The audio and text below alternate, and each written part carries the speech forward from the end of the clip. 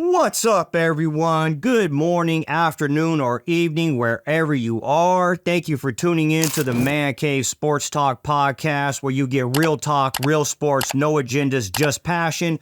I'm your boy, the Sactown Packhound, with my co-host, Tim the Packer Hill.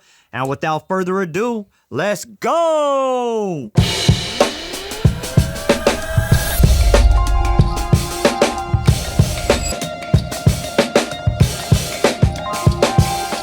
All right, Tim, let's get into this open discussion. We got a lot to go over today. We're going to go over the NFC West and the NFC South.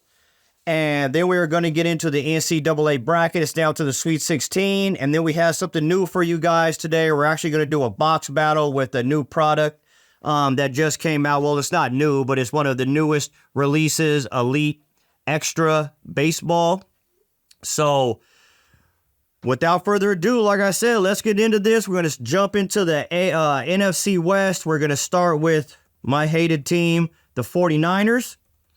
So 49ers, they don't have too much that they got to do. They got a lot of free agents that they're dealing with. I think their biggest issue right now was working out their issue with Ayuk, because I think he's more important than Deebo Samuel. Yeah, he's still in a contract, though. Right. I mean, he's got another year left on his rookie deal. Obviously, he wants to be paid more like everybody else, but you got to work through your rookie deal. Yeah. There's probably not going to be a holdout or anything. No.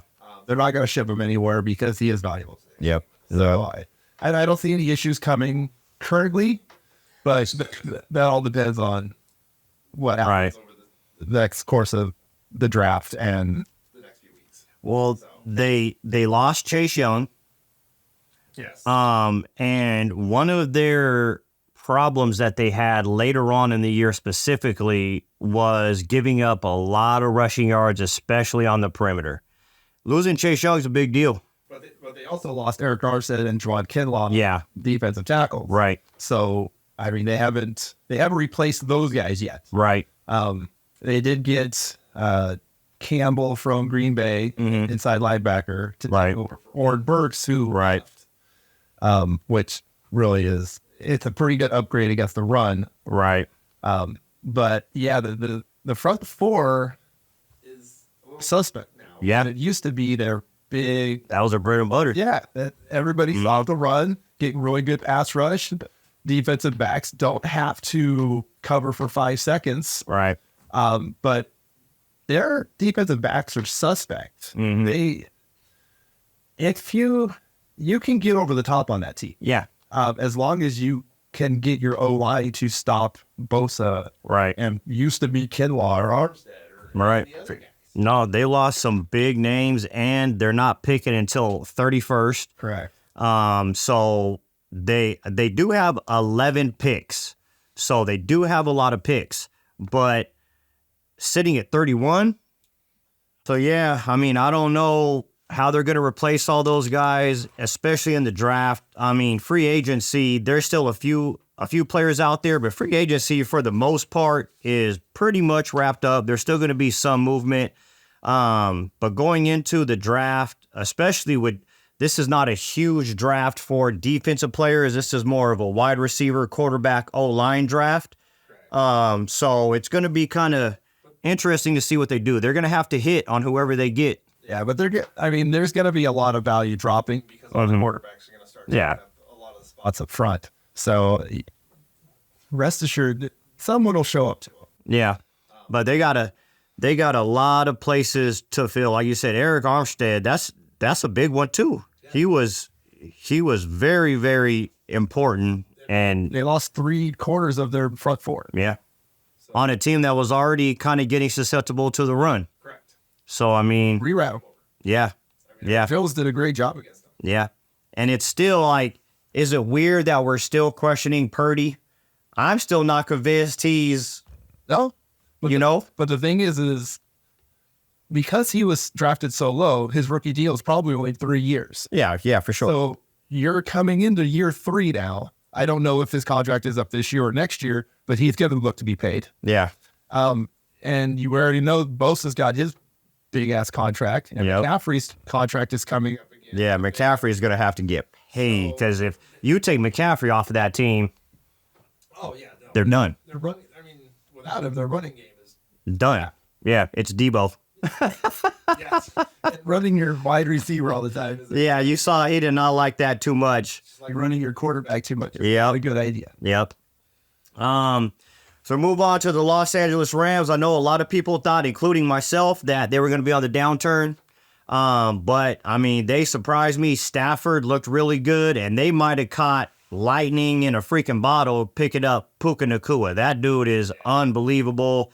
That's one of those where you look back and you're like, damn, how did so many people miss on him?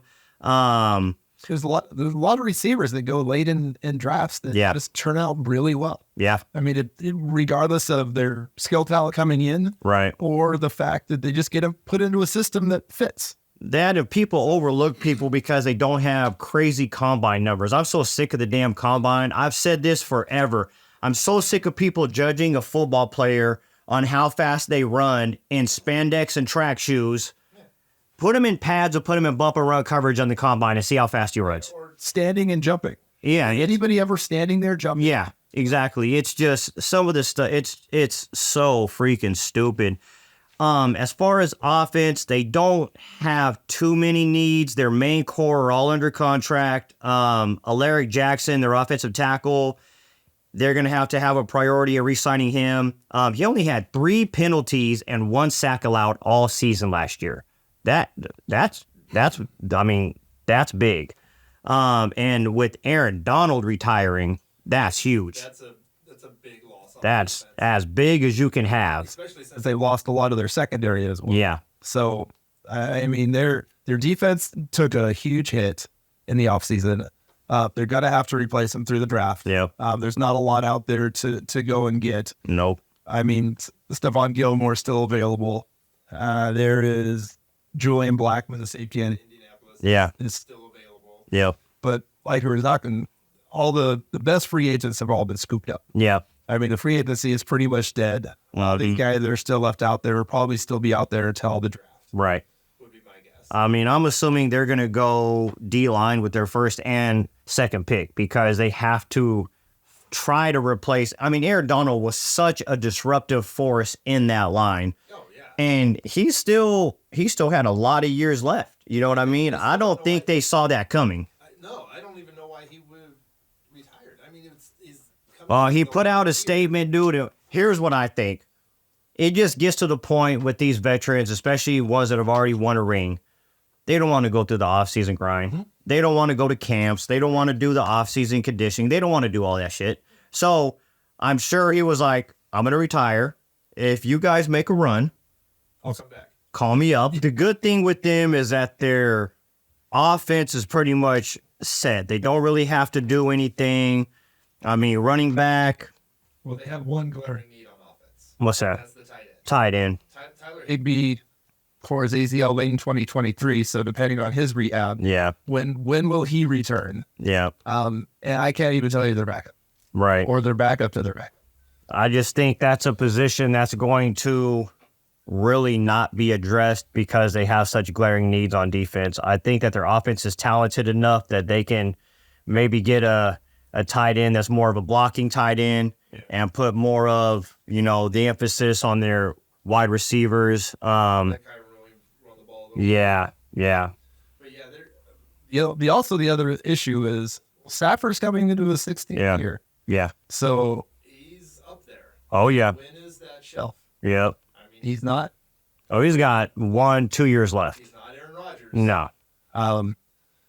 Could he be like a Drew Brees and all of a sudden his arm can't throw the ball? I mean, and to be honest, I think he's going to have I don't want to say a short leash because I know that they really, really like him there, but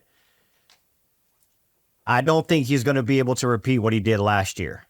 Last year, I think, surprised a lot of people. Surprised me. I didn't think he was going to do that good. I mean, with the emergence of Puka Nacua, I think that helped him tremendously, especially with Cooper Kupp not being 100% last year. Yeah. But, I mean, that 1-2 punch might be the best 1-2 punch in the league. Yeah, and they did re-sign DeMarcus Robinson to keep with him, so you have some speed still. Yep. But yeah, I don't see them being a playoff team this coming year. Yeah. Obviously, there's still a Right. A lot of things in the draft to shake out what's going to take place. But as of right now, I don't see them making the playoffs next year. I think it was kind of a fluke that they got there. Yeah. Yeah, no, especially that division. I mean, I don't think they're going to be catching the Niners. I don't think so either. And Seattle may be a little better next year. Yeah, and speaking about Seattle, we'll move to them next. The quarterback situation to me is a very interesting one. Geno Smith is the current starter, but they have a new head coach who had nothing to do with Geno Smith coming there. When the new head coach came over, they got Sam Howell, who is only 23. I think he looked, for what he had, I think he looked pretty good in Washington at times. He did. I was very surprised that Washington let him go. And so... Not overly surprised with that. Really? Well, when they have the second pick in the draft, yes, not overly surprised. But they just drafted him. Like, I'm so tired of these quarterbacks coming in the league, and they're like, you get 1 or 2 years, and if you're not a freaking Pro Bowler, you're gone. Yeah, they believe they saw enough from it to move on from him. Yep. So, but wishes well in Seattle. Yeah. And I do believe he will take over the starting job for Geno Smith at some point. Oh, for sure. For sure. Next season. Yeah. So don't look for Seattle to be a playoff team next year. Well, I mean, Seattle has some extremely talented, skilled players. I mean, DK Metcalf, Jackson Smith and Jigba, Kenneth Walker. I mean, they got some really, really good players. However, their tight end, Will Dissey, was released. Correct. So they are definitely going to be looking for a tight end. And I think yeah. And so if Brock Bowers falls to them, I wouldn't be surprised if they got him. They also released Jamal Anderson, which saved $17 million on the cap. That's a big number for them. Jamal Adams, I'm sorry. Then they lost Quandre Diggs. So yeah. They're missing their back end of their secondary. Right. So, they do pick at 16. Right. So Brock Bowers, I don't think he's going to fall that far. No, I think he gets picked by the Jets at 10. I think, I was going to say top 10 at the most 12, but I don't see him falling that far. Yeah, I think the Jets grab it. There's too many teams that need a good tight end. Too many teams. I don't think people understand how important a good tight end is until they don't have one. Because he impacts the passing and the running and the blocking for the quarterback so much. Yes. I mean, I think that they're going to go O-line myself, but you never know how these freaking drafts go. I just see them going, saying O-line, unless Bowers falls. But I mean, they also need some defensive help. Their Legion of Boom is no longer boom, it's doom. So yeah, I think they signed Rayshad Jenkins, the strong safety of Jacksonville. Yeah. They got Jerome Baker, the outside backer from Minnesota. They re-signed Leonard Williams, which was a big deal. Right. Yeah. I believe they're going to be drafting defense. I think they're going to draft defensive line, defensive end, somewhere in there. Noah Fant's re-signed, so they have somewhat of a tight end. Noah Fant, He came to the league in 2019, I think. He seems like he's been injured every freaking year, man. He can't stay every year. Cannot stay on the field. He was a great tight end at Iowa. Yeah. So I don't know why. I mean, what the issue with him is. He's a big target. Mm-hmm. He's a good blocking tight end. Yeah. But somehow he just is nothing. Doubt. I will. Underwhelming for sure. Correct. Now we'll get into the last team in that division. That's the Cardinals. They are in a bad spot with way too many holes to fill. Their main one is defense. I mean, and I'm not talking all of it. Their D-line, their secondary, they allowed a league worst 2,434 yards rushing with a 4.7-yard average. They only had 33 sacks all season, which was third worst in the entire league. Their D-line, their secondary, they need a shutdown corner. They're in desperate need of wide receivers, which I'm sure they'll grab Marvin Harrison or one of the, Yeah, that's their pick is Marvin Harrison. So. I mean, it's just, but they still have Kyler Murray throwing to him, which I've always said I don't like Kyler Murray. I think he's been overrated. I think he should have stayed in baseball. Yeah, for sure. For sure. They would have been moving to Vegas. Yep, he'd be in Vegas. But yeah, they just have too many holes, to fill. Well, they can't run it. They can't throw it very well. Nope. I mean, they lost Rondale Moore. Yes, they're going to pick up Marvin Harrison. But your other receivers are Michael Wilson, who was a rookie last year. Yep. Some flashes, but once again, Greg Dortch and Chris Moore. Yep. I don't know what you're going to do with this receiving core with a suspect quarterback who can't stay healthy. No. And then In a division like that. Yeah, and I don't. I mean, is this a 3-win team? They may be fighting for the number 1 pick next year. For 2025. Yeah, they're going to get Shador Sanders. Well, that's not going to help him because he's not a quarterback. No, it's not.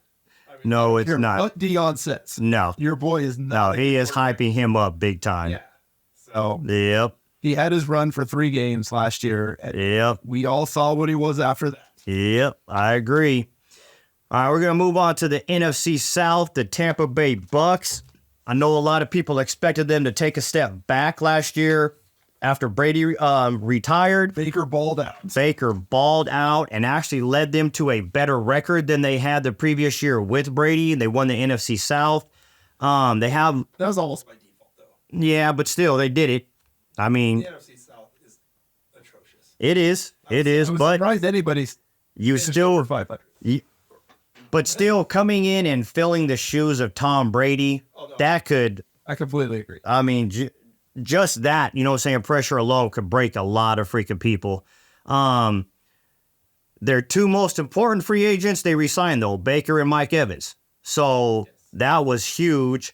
But they do have some big questions on defense that they have to retain or try to anyway. Linebackers Levante Davis and Devin White. And Antoine Winfield, did he leave? Devin White is gone. Devin White is gone. He is in Philadelphia. Okay, that's a problem for them. They did re-sign Levante David. What about Antoine Winfield? I forgot about. Winfield is still there. Okay. They signed Jordan Whitehead, the strong safety from the Jets. Yeah. Who had a very good year. Mm-hmm. But yes, they also lost Shaquille Barrett. Yeah, Shaquille Barrett's a big one too. Linebacker. Miami. So they've lost 2 of the 3 best linebackers. Mm-hmm. So they have to fill that. Their pass rush was very suspect. They have to address that. Yeah. Mike Evans isn't getting any younger. He's not, but man, the thing about Mike Evans, man, it's just like Tom Brady. People doubt him every year, which I was freaking one of them. And every freaking year, it does not matter who's throwing him the ball. He's getting 1,000 yards. I know. And it's crazy to me, man. I'm like, every game I look up and this dude has 127 yards and a touch. Every game. I'm like, how? And Chris Godwin had the Devontae Adams syndrome. Mm-hmm. He shows up for a game and then he disappears for 2. Yeah. Yeah. And I mean, Godwin's such a really good slot receiver. He is. He just wasn't used. Yeah. And then outside of that, they lost Russell Gage. Yeah. Scotty Miller is gone. Right. I don't even know who their 3rd wide receiver is anymore. Right. And I know you're not a big fan of him. I really like Rashad White. I think he's a really good running back. Yeah, not a fan. So I don't think that they're going to change that. I think he's still going to be their number 1. I think he catches the ball pretty well out of the backfield. So Chase Edmonds was re-signed to back him up. Mm-hmm. So he's a good guy out of the backfield. I think how their draft is going to go, I think they're going to go defense 1st round. I think they're going to go tight end, the 2nd pick, and wide receiver 3rd pick. I think they go quarterback or D-line 1st. Mm-hmm. I don't think tight end's an option for them early on at any point in time. I mean, they only have a few picks. Mm-hmm. They don't pick till 26th. I think whatever quarterback is best on the board is where they're going. Yeah, they're definitely going, you know what I'm saying, defense with the 1st pick. Yeah, because their back end gave up a lot of big plays. Yeah. Even to the scab quarterbacks that are in the NFC South. Right. But they only have 6 picks. Right. I mean, what are you going to do with 6 picks? Yep. And you pick late. Right. So there's not much salary cap remaining. There's not a lot of free agents you're going to sign. Mm-hmm. But it wouldn't surprise me they go after some of the bigger names at the end of the draft. Yeah. Because they're still going to be remaining after there. Yeah. But yeah, I think it's all defense mainly. Tight end Hayden had a really decent year. He's a good tight end. He's okay. I think he's a real good tight end. I think he's underused quite a bit. Yeah, because they keep chucking it up to Mike Evans all the time.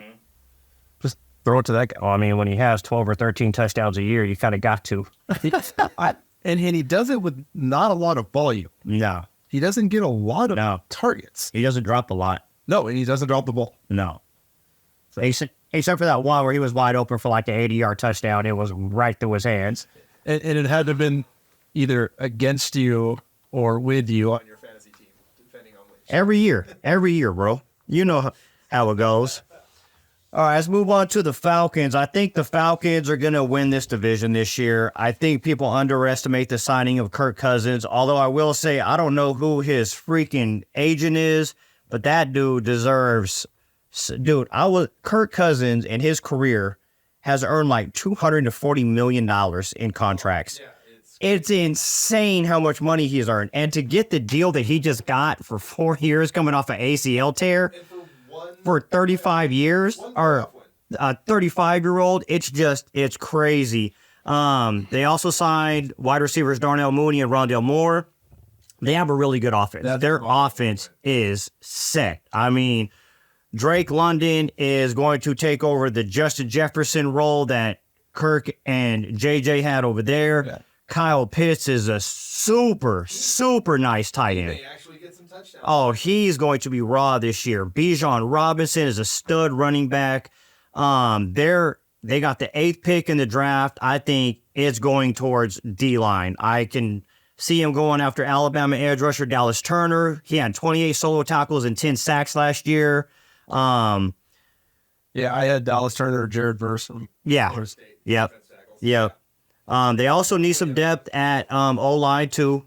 So what I did, always O-line. Yeah. Especially when you have elder quarterbacks. Right, because he's not scrambling. Nope, he ain't going nowhere. Nope. And he is a punching bag back there. Oh yeah. So I mean, especially coming off a freaking ACL, he's not going to be that mobile, especially the first half of the season. He's still going to be rehabbing. Yeah, he's never been mobile anyway. No. He's a punching bag back there. Yep. Yep. It's the same thing that's going to happen with like Joe Burrow. Different injury, but same thing. Joe Burrow came back last year. Probably shouldn't have, came back. But the first 2 games that he played, you could see it. He couldn't move in the pocket. And then as he got better and his legs strengthened up and his calf got, better, then his game improved drastically. I think Cousins is going to be the same way, but they have so much talent over there, dude. I think that's why I think Kyle Pitts is going to have a monster year. Good. Because he's gonna want to get that ball out quick. And I'll be stealing him from you in the draft. You might, but I might be getting Bijan. I don't know. I know I'm keeping JJ. I know that. How much you gonna give up getting him in the 3rd round or something? I don't know. It's gonna be a lot. Well, yeah, I definitely see them going defense. Defense and O-line in the draft. I don't see them really do it. They don't need anything on offense. So I mean, they'll probably bring in some sort of running back, or they may even yeah, quarterback later. Yeah, I mean, either this year or next, they're going to have to get a quarterback because obviously they don't believe in Ritter. Well, Ritter's gone. Where'd he go? Ritter's in Arizona. Arizona, that's right. So they're going to have a backup plan. Kirk Cousins is a 1 to 2 year step to the next one. There's a 3-year plan, I'm assuming there. I do think that they're going to win the division, though. I really do. I think they have too much talent friggin' not to. And something else that I liked about the signing of Kirk Cousins is that he's going from a dome to a dome. It's turf to turf. Oh, yeah. That's why I hate when a quarterback goes from a turf that he plays on at home to a new team that, plays on grass or vice versa. It's just a whole new feel. And he stays in the NFC. Yeah. He's comfortable against the other teams. Exactly. It's not like he hasn't seen them all. Yep. I mean, if you put him in the AFC, it's going to be a little different. Yeah, for sure. But for sure. Yep. Now, I don't think there's going to be any real problems. I mean, they run a similar offense to what Minnesota had. Yeah. So. Yeah. Moving on to the Saints. Dennis Allen is on the hot seat, man. And he has a lot of work to do to get them back in playoff contenders. They brought in former 49er passing game coordinator Clint Kubiak as the offensive coordinator, but they are in really bad salary cap issues. So Derek Carr has another offensive coordinator? Yeah. It's like 12 and freaking 10 years, 11 years. It's stupid, dude. And that's why your organizations fail. Yeah. Yep. And that's why quarterbacks get shifted around a lot. Yep. Because you pick up a system and then the system changes because you weren't as good and people get fired. Yeah. Yep. They have so many needs, man. I mean, so many needs. They need help on the offensive side, on their line, edge rushers, defensive tackles, wide receivers. They only had 34 sacks all of last year, 4th worst in the league. Which is surprising because normally their defense is pretty solid. So, I mean, their front seven have always been really good. Yeah. They've maybe not sack-wise, but they've gotten pressures to where their corners and safeties make plays. Yeah. And they've always been very decent in the back end. Yeah. I mean, they lost Michael Thomas, the receiver. Does that really hurt him, though? That guy's career just went... When he got hurt, it was just a spiral afterwards. It was so bad because he was really good. And then he got hurt. And when he came back, I don't know if there is issues with management or what it was, but when he came back from that injury a couple years ago, he's never even been remotely close to the same. He was really good with Drew Brees. Yeah. And when Drew Brees was good, he was good. Right. When Drew Brees was bad, he was bad. Yeah. And it literally a spiral from that season forward. Yeah. Because Brees retired, he bring his crab legs Winston. Yeah. And there's just no continuity with any of their quarterbacks there. I am surprised that they have not released Alvin Kamara yet because, yes, he's a good player, but he's $18.9 million against the cap. Yeah. And they're in bad cap issues right now. He is literally their only offensive weapon right now. Well, Chris Olave. I mean, Olave's there, but you still have Derek Carr, who is hit and miss. I mean, they brought in Cedric Wilson. Yeah. Another receiver from Miami who's got speed. Yeah. You got another speedy guy. And you still have Raheem Shaheen. Oh, yeah. He's it's like Raheem Shaheen. We know who you're talking about. But, dude, he actually had really good chemistry with Derek Carr. Carr would hit him every 2 or 3 games for a 60-yard touchdown. It's kind of like he was. But he's a one-trick pony on go routes. But, I mean, that's you need that, though. You need that, saying receiver that can take the top off. But they just have too many, holes. They got the 14th pick in the draft, and I really have no clue where they're going. I think they're going to go, because they have so many holes, they're just going best available at that point. Because they just have so many things that they got to fill, they can't fill them all. Yeah, I think it's either tackle or offensive tackle to keep Derek Carr upright. Yeah. Because if you move Derek Carr out of the pocket, he's not good. Nope. But I also think that if somehow Brock Bowers does drop, I think it's tight end. Oh, for sure. Brock Bowers, I could see, or Washington defensive end, Braylon Trice, I could see. It's just going to be who falls. And we all know there's going to be some surprises on freaking draft day. I think it's going to be a complete fiasco, and I'm going to love every bit of it. Oh, I love it. I'm telling you right. Mark my lock last freaking podcast. The Raiders are going to move up and get Jaden Daniels. I don't know how we're going to do it. I don't know, but we're going to do it. I would love to see some movement like that. We're going to. I don't know. There's been too much talk about it. Antonio Pierce has been so vocal about it. He's been at the Raiders facility so many times. It's ridiculous. It's like there's something going on there behind the scenes that we're not privy to, but it's happening. But if they're going to work that deal with New England, that's for the 3rd pick in the draft. Mm-hmm. Who knows what's going 112? We already know what's going to 1. It's Caleb Williams. Yeah. His drama queen ass is going to go to Chicago, which is awesome. And be a huge bust. Oh, I'm not saying he's going to be a bust. I'm saying he's going to be drama. Well, dude, I think he is going to be a bust because it's like, what did he do? I'm so tired of hearing about this guy. He has talent. Yes, so does every top 10 quarterback in the draft. They all have talent. What did he do at USC that's so impressive that it's like, this dude's the next Patrick Mahomes? It was more not this last season, but the season before when he freaking won the Heisman. When he had Drake London. Yeah. And he had weapons. Mm-hmm. All new offensive cast for him this last year, and it didn't work out. But like I said, this is why I say quarterbacks are a bigger bust every year than any position. When you look at how many quarterbacks come out every single year, and out of every class, there's maybe one. Most of the time, there's not any. Most of the time. But if there's one or two that turn out to be long-term quarterbacks for their teams, you had a good draft class. Problem is, in college, so much focus is on the offense. Defenses are not that good in college. No, they're not. So then they get to the freaking league, and they're so used to going against these weak-ass defenses that most of them don't get drafted. They're not pro level. They're not, and they look so good against them. And then you have these receivers that are just phenoms, and they come into the league where everybody's a phenom, and they just fizzle out. And you're going into a situation in Chicago where you already know how the line is. I don't care who you have a freaking wide receiver. Their wide receiver, amazing. Keenan Allen, great possession, receiver. DJ Moore, one of my favorite receivers in the league. I love DJ Moore.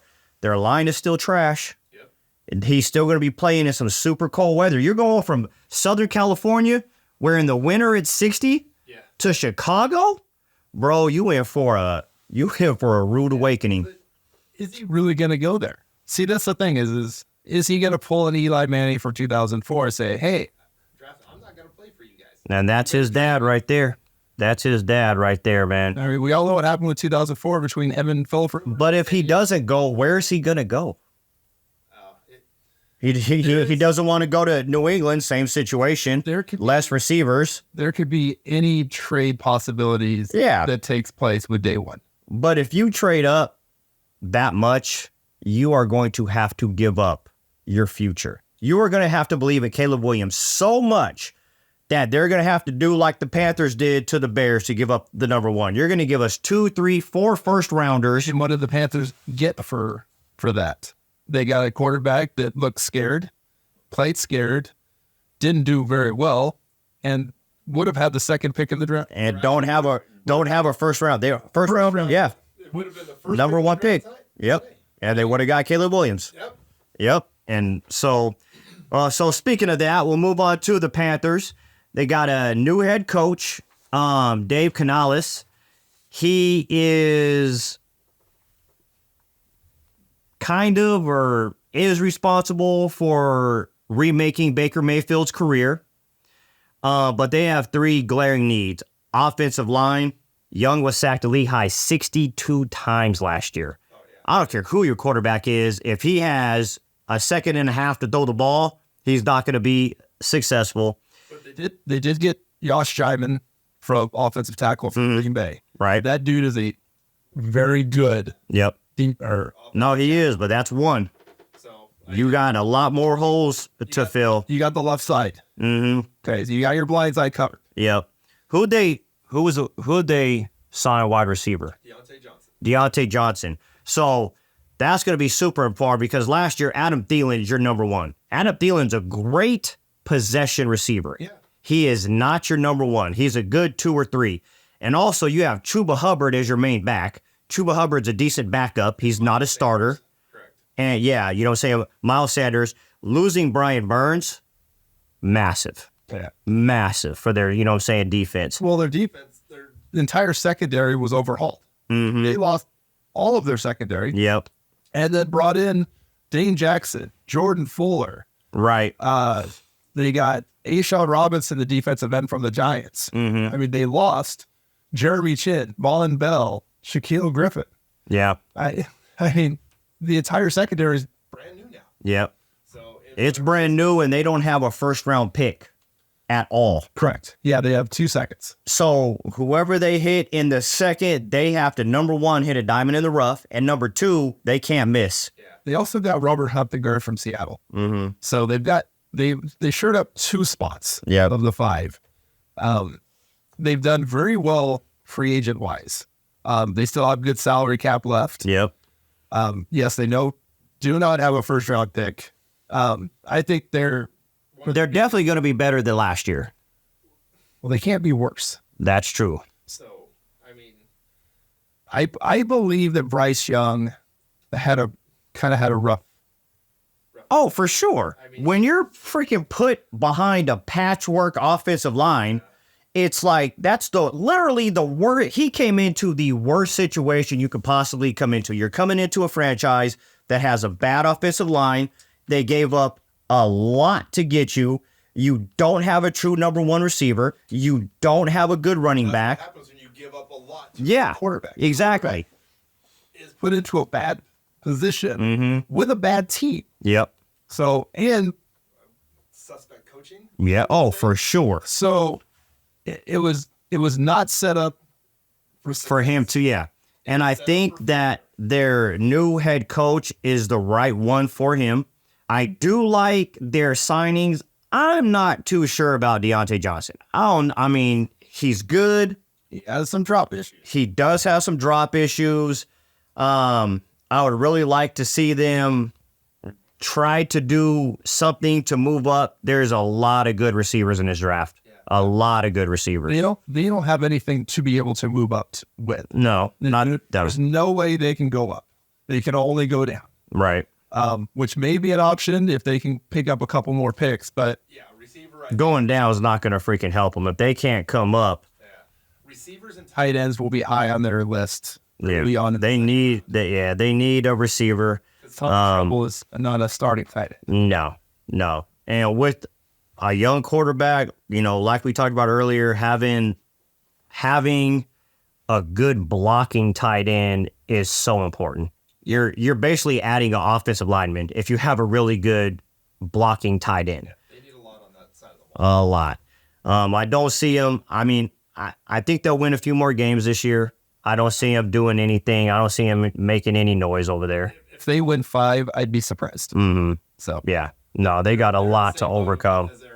Yeah, I think they may be on the clock again. Yeah. Oh, for sure. They're definitely a lottery team for sure. So we're gonna get into the NCAA bracket. I thought I had printed it out, but I didn't. One game that I was in love with was the other day, Houston against Texas A&M, dude. That was a great game. Went into overtime.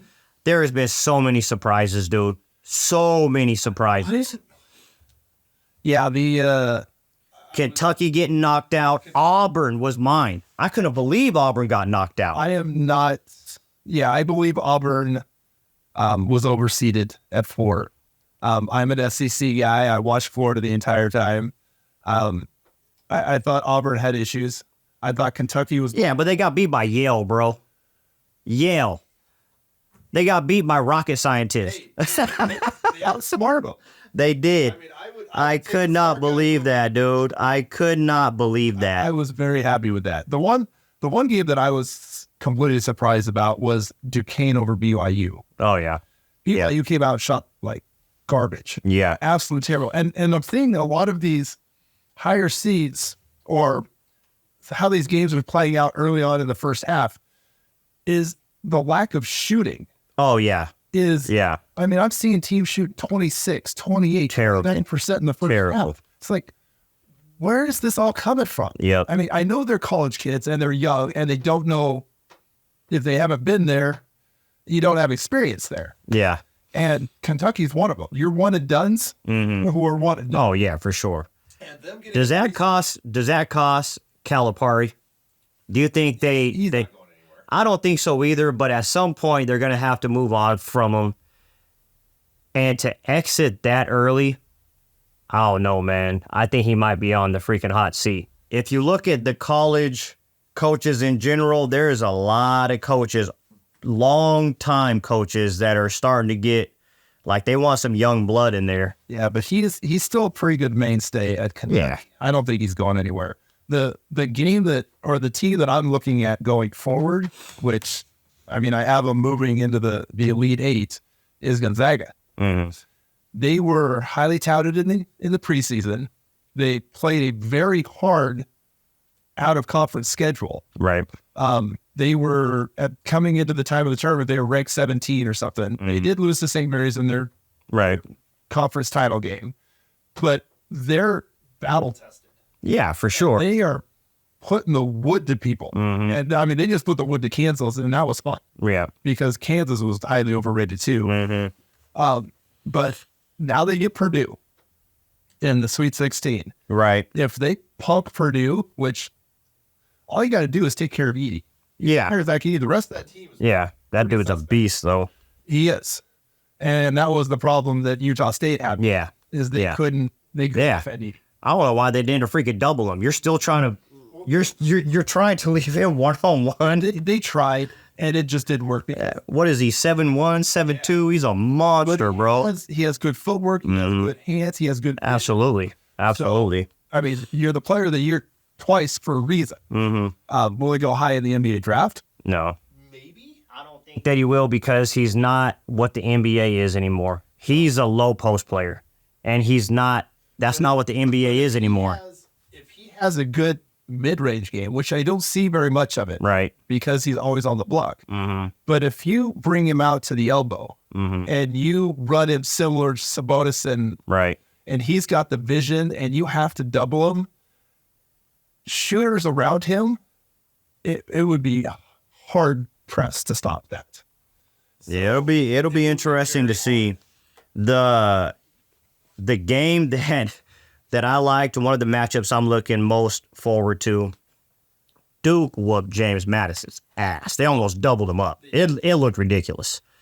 And I had James Madison beating him. Dude, James Madison had been running through people. I know. And Duke really made them look like they didn't belong, like they were a JV team playing against a varsity team. There was a lot of big ups. I mean, I wouldn't say not a big upset. It's not a big point wins. Right. The favorites covered by a lot. Yeah. Which is surprising to me. And I think their next matchup is the one that I'm most looking forward to of the whole tournament. Them in Houston is going to be nasty, bro.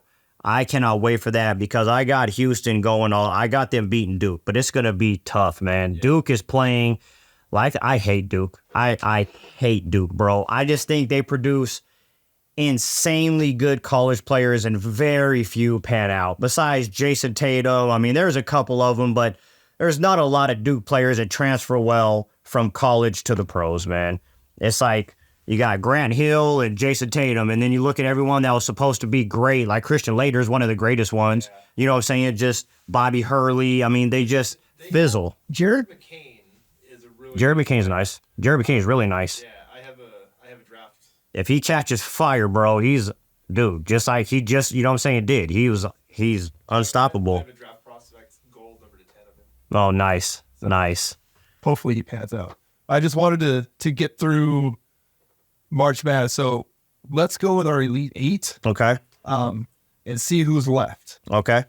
So in the East region, who you got over UConn and San Diego State? I have UConn beating San Diego State. I do too. Yes, I do too. I mean, my bracket's a little busted up from the beginning games, but in the Elite Eight, I have UConn against Iowa State. And I have UConn beating Iowa State to get to the Final Four.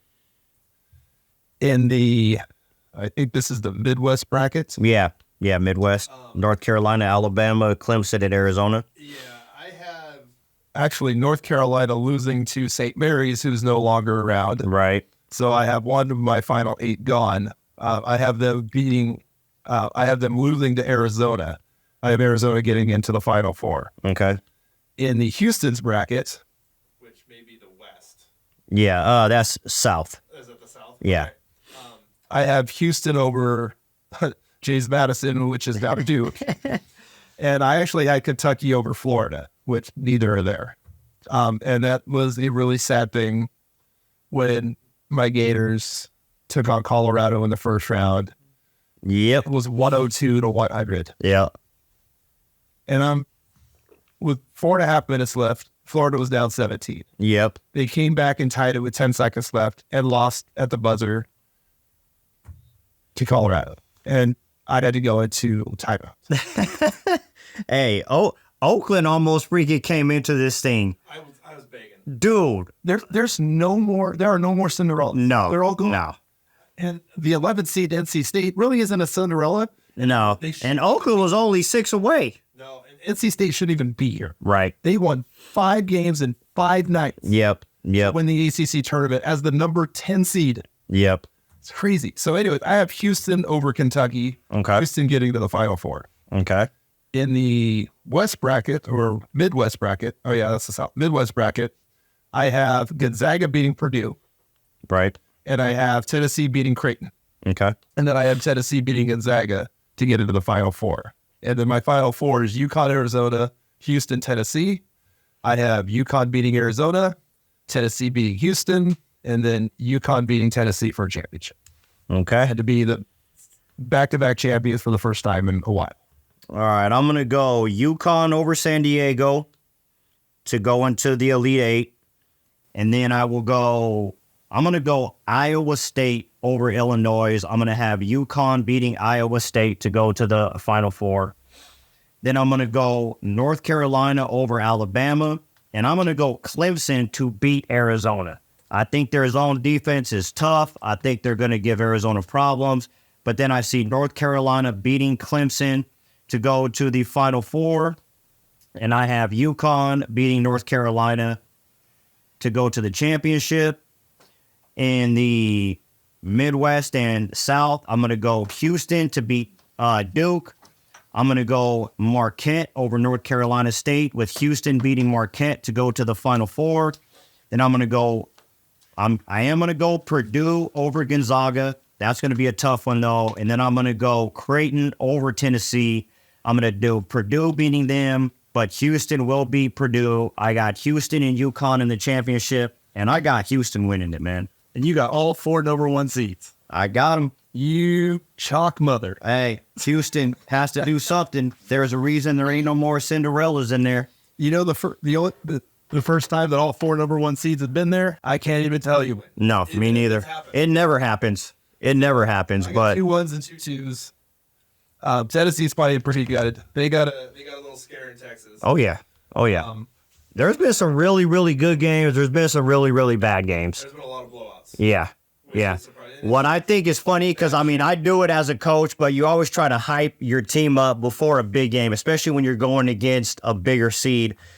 And it's kind of funny to me when you see these coaches, and they're doing everything they can. They're talking about, they're going to rewrite the history books for you guys. They put on their pants the same way you do, one leg at a time. They're no different than you, blah, blah. And that's what you got to do as a coach. But then you go out and get blown out by 50. It's like, oh my, they are different, bro.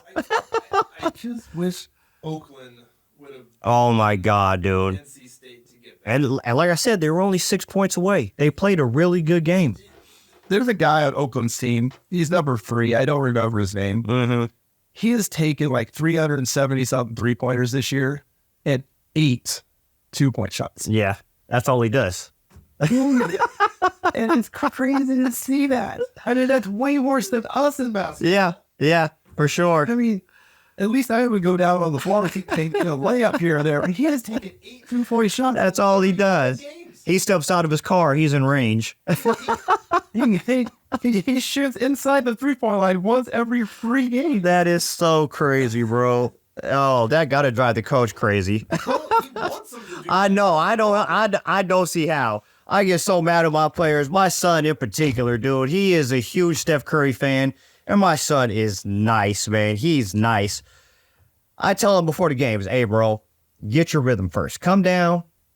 Get a couple of mid-range jumpers. Go to the free throw line. Get your shot first before you start jacking up threes. You got it? Got you, Pop. No problem. I got it. 5 seconds of the game. Tip. Launch it. I'm like, bro, what are you doing? Oh, Dad, I was open. No, you weren't. He coached, that Oakland coach coached his team and his players to put him in the best spots. Yep. That's his best spot. Yep. There. Yep. Just see him run around, cut across the all the way to the outside. You just float around the 3-point line. Absolutely. So I guess that's going to feed into my lock. My lock is Houston is going to win this tournament. They're going to be NCAA champions, raise a banner in their stadium. I'll tell you, if they go against Iowa State again, they're not beating Iowa State. I don't know. Just has their number, and they kicked their ass in the Big 12 championship. They did. Game by 30. Mm-hmm. You're a number 1 seed getting whipped by 30. It happens. It Everybody happens. has a bad game when their offense looks so bad. Yeah. Against Iowa State's defense. You have games like that, though. I mean, UConn's got to get by them. Oh, yeah. I think Iowa State is one of those teams that... Dude, this tournament could go to any of them. That's what, you know what I'm saying, crazy. And the way that Duke is playing right now, I can never go with Duke. I just hate them too much. Yeah, but I'm just sad that there's no true Cinderellas. Yeah. left. Yeah. None of the mid-major guys are there. No. Oakland did all they could, but it wasn't enough. Yeah, there's nobody. I mean, watching Grand Canyon, Yeah. Alabama. I'm like, Yeah. they could beat Alabama, and they just shot the ball so bad. Yep. Yep. Dude, some of these, you know what I'm saying, teams getting into that spotlight, man, it does something to you. I know. Something happened in Florida. Yeah. They forgot how to play defense. They get 102. Yeah. You never give up 100 points. Yep. Yep. Florida had it in that bracket. They had that bracket. Yeah. I mean, they would have seen Houston in the Elite Eight. Right. Okay, but they can score. Yeah. Florida has such good shooters, and their offense ran so well, and then to score 100 and move. Right. Shit. Yep. In the women's bracket, I'm not going to go over everybody. I'm just saying South Carolina's going to win. Don Staley's an amazing coach. Their squad is ridiculous. I don't see anybody touching There's those. There's been an 11 over a 6. Mm-hmm. And just last night, there was a 7 over a 2. Right. Other than that, it has been chalk. I mean, 5 over 4, I don't even care. Right. Yeah, yeah. But it's all chalk after that. Mhm. And I believe all 4 number 1 seeds, there's a possibility of a 2, like Stanford Yeah. beating whoever's on top of their bracket. Man, Stanford went the distance yesterday, though. My daughter actually played with one of the girls on Stanford for some years, and she's not getting a lot of playing time right now. But Stanford is good, man. But, I mean, when Cameron Brake fouled out, I was like, uh-oh. I believe South Carolina runs the table. Oh, for sure. They win. For sure. I really want to see the LSU. Is LSU South? It's not LSU South Carolina. LSU. No, they're not going to be playing each other yet. No, they're the battle that they had to fight. Oh, yeah. Was it LSU South Carolina? Was that the fight? Yeah. Okay, because they're in the same bracket. Mm-hmm. I want to see that in the Elite Eight. Yep. I want to see Caitlin Clark in the Final Four. Dude, Kayla Clark had a should be bad first half her last game, but then she came back and balled out. But she had a bad first half. Yeah, Not used to seeing that from her. but it's against lower. Yeah. It's what happens when big teams play little teams. Mm-hmm. Yep. Overlook them. Yeah. Yep. You overlook them and you play down to their level a little bit. Mm-hmm. And then once things start to catch up and say, okay, yeah, we're in a dogfight now. Mhm. We're better. than these guys. Yeah. Go. It shows up. And I don't know if Dawn Staley ever leaves South Carolina because she's got a great gig. I can see her being the first woman to ever coach a men's basketball team. Dawn Staley's an amazing coach, bro. Amazing coach. Yeah. I don't know if it'll ever happen, but Yeah, it'll eventually happen. Somebody's gonna do it, but I mean, I would assume it happens in one of the lower division schools. oh, for sure. Any of the big 5 conferences probably won't Right. for some time Mm-hmm. until it becomes a thing. Yeah. But yeah, it's gotta stop. Oh, she's freaking amazing, dude. Amazing. All right, let's get into the hobby. One thing I want to talk about real quick is there's been so many videos. I talked to you guys about my boy Tommy at NorCal, his shop hitting that Wembanyama 101. There has been so many videos where people are trying to create content out of nothing, and they're trying to hype their channel up and trying to get recognition from that Wembanyama, just getting clickbait about the Wembanyama. I'm going to tell you guys right now, because I firsthand know everybody's making videos about, because he shouted out Kurt's card care and they think that there was wax put on the card and all. I'm going to tell you guys right now, he did not even use Kurt's card care. He just gave them a shout out because it's a product he uses carries in his store. Nothing was put on the card. I tell you firsthand, the only thing that was done with that card is it was wiped with a microfiber cloth. So all you influencers out there that are trying to get clickbait on your channel for somebody else's card, shut up. It didn't happen. Stop trying to cause problems in the freaking industry because you want views on your channel. If you don't have firsthand knowledge, don't speak of it. It's ridiculous how many videos I've seen about this, and there's got to be 100, you know what I'm saying, videos out there where people are talking about it and you guys don't know what you're talking about. So get your knowledge right before you talk about it. That's all I want to say about that. I completely agree. What is your stance on cleaning cards? Because I've heard some out there that I guess card care uses wax. Right. How is that not? I mean, how is that even possible to get that through, say, a PSA and get it graded? Right. When you've altered the card itself. Right. So what I think is, and this was actually brought up in a video, I believe that Jeff Wilson said it.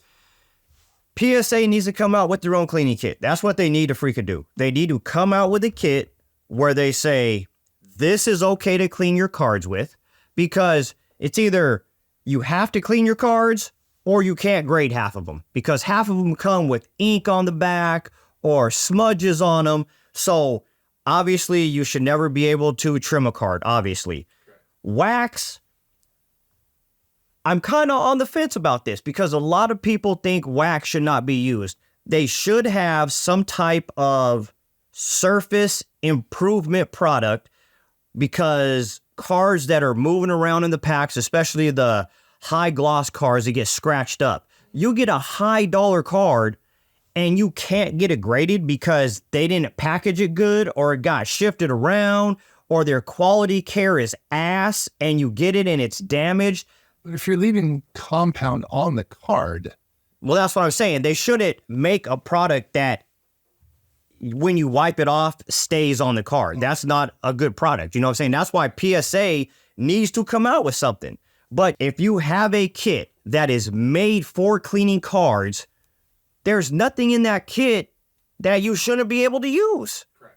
I don't understand that. If they're going to put something in there, then that's a problem they need to have. As a consumer, I shouldn't get in trouble for getting a card, seeing that it has smudges on it or ink on it or scratches on it, and I get a card care product and use that product on the card, and then they say, no, you used a foreign substance. No, I used a card care product that's made to clean these cards. Yeah, I think whatever comes out into the market to clean card care needs to get PSA approval to use. Absolutely. Or one of the, if you get, at least go through PSA or go through Beckett. Right. Go through one of the major graders and say, is this sanctioned to use? Right. Am I good to use this? And if they say no, then don't. Well, I mean, and that's something where I hold all this fault on Panini. You know, just like I do, the quality of the cards that you get is so bad. And It's rough a lot of times. it's terrible. The centering, the print lines, the soft corners, anything that's printed on black stock. It's like black is one of my favorite products that comes out. You can barely ever get anything graded because all their corners are soft. You see white, you know what I'm saying, divots on it.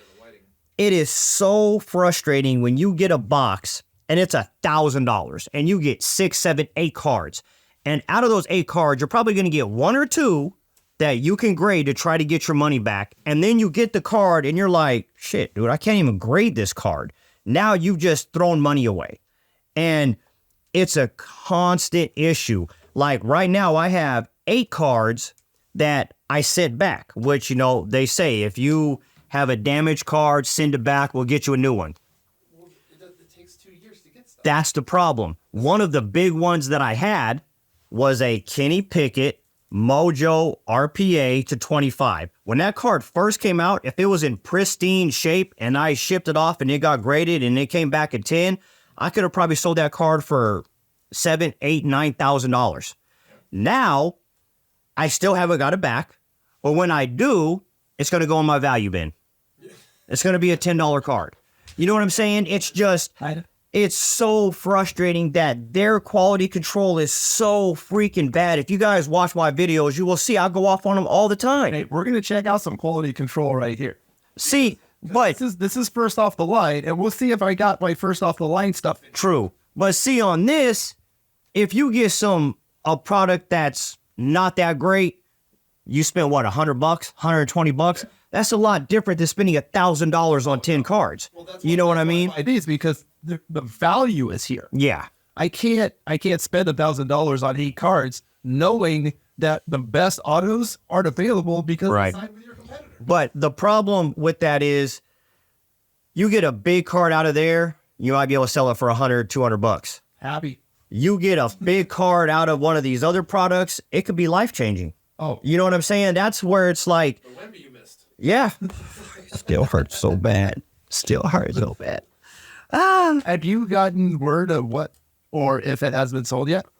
It has not been sold. I kind of do have some information on it. I don't want to talk about it on camera, but yeah, I kind of know the ins and outs of it right now, but it has not been sold as of yet. Okay.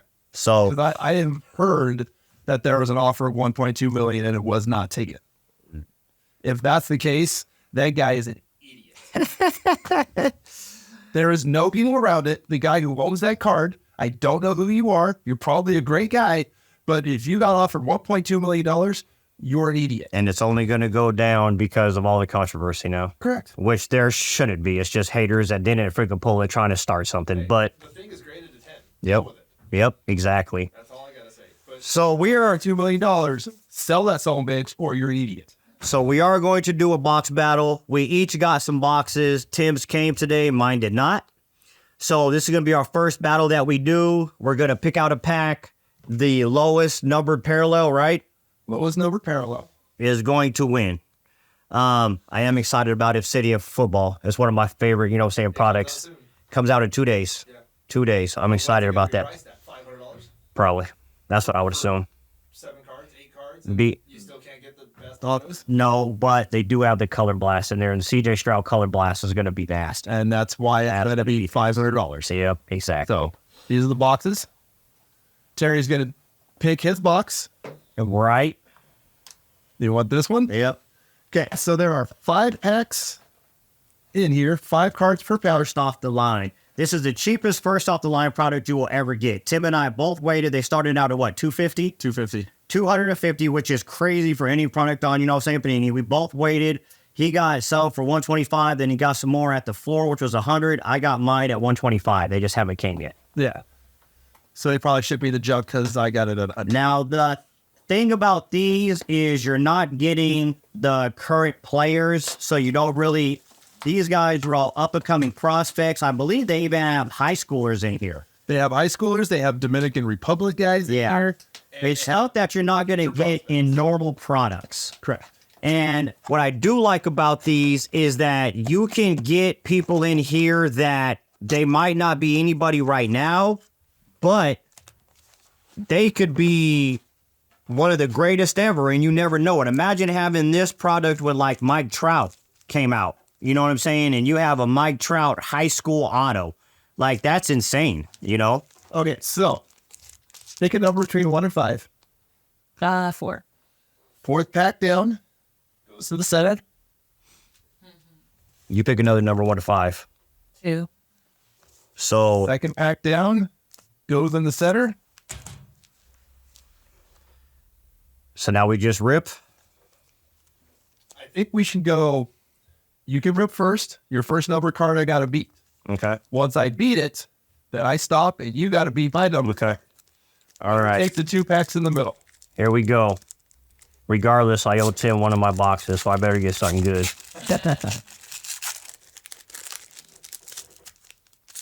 All right. Gentle foil. Yeah. Oh, this one looks pretty nasty. Albert Furman from the Dominican Republic, 5 of 5. Let's see. 2 autos in one. Let's see if any of these are numbered 399. So I got a number to 5. That's going to be hard to beat. 5 out of 5? 5 out of 5. Got the book in. I got to find something that is lower than, well, the first number being 5. Yeah. That might be tough. 2 autos in the first one. Jacob Miller and Nathan Detmer.